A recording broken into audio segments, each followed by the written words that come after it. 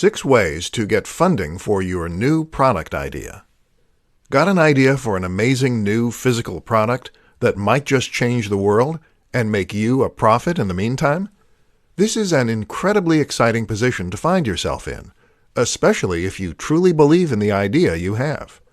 That's also why it's so tragic to find yourself unable to make that vision into a reality. If you can't find the funds to manufacture your product, then you can't create it and you can't sell it. It's that simple. In this presentation, I'll show you 6 ways to find funding for your idea so that your good ideas never have to go to waste. 1. Crowdfunding. Crowdfunding means that you raise money from the crowd, aka the general public. You put forward your idea, show a working prototype in a video, and explain what it does. You then explain why you need money to make your idea a reality, and you give away some kind of reward in return. 2. Pre-orders. Another option is to take pre-orders for your product. This is another way to get money up front and test that the audience is there.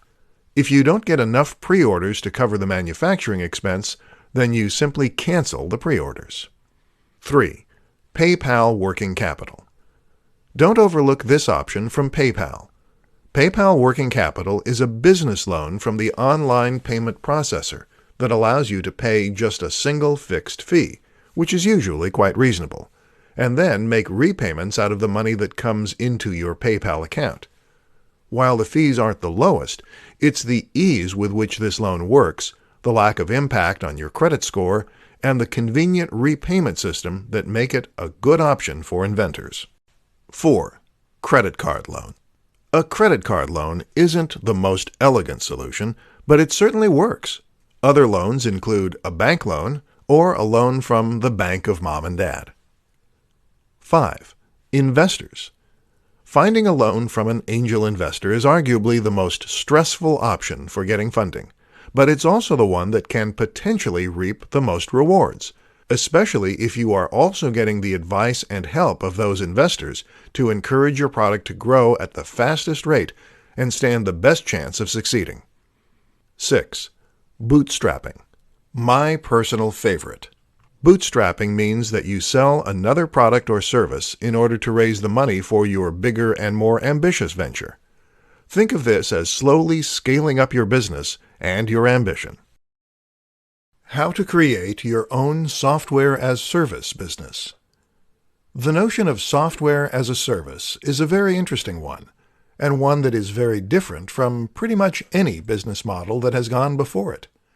The idea is that you are providing a service, whether that's web design or contact management, and that this service is going to be provided automatically by using a piece of software. So instead of building websites for your clients, you are offering a piece of software that can do that for them. The great thing about these businesses is that they can provide services that would be impossible to offer any other way, and they can allow you to take a very backseat approach to running them, generating passive or near-passive income. So how exactly do you create such a business? 1. Come up with the idea. The first thing you need to do is come up with your business. This is easier said than done, of course, but one useful question to ask is whether you can in any way productize a service that you are already providing. This is how Matt Mullenweg came up with the idea for WordPress, by asking how his web design company could be made into a product, and thereby scale to unforeseen heights.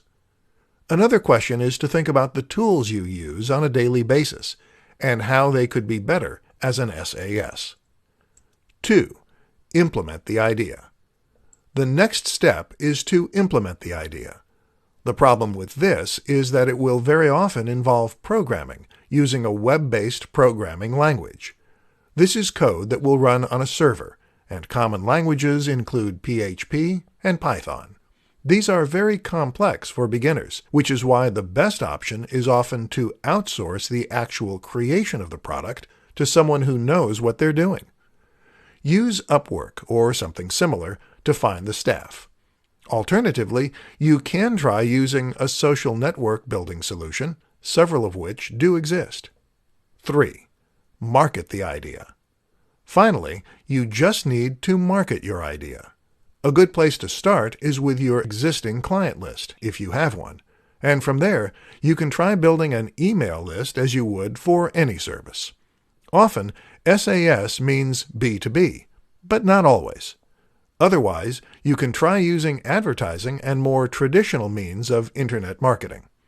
Invest the profits you make into more advertising to scale up your business, and then watch as it grows.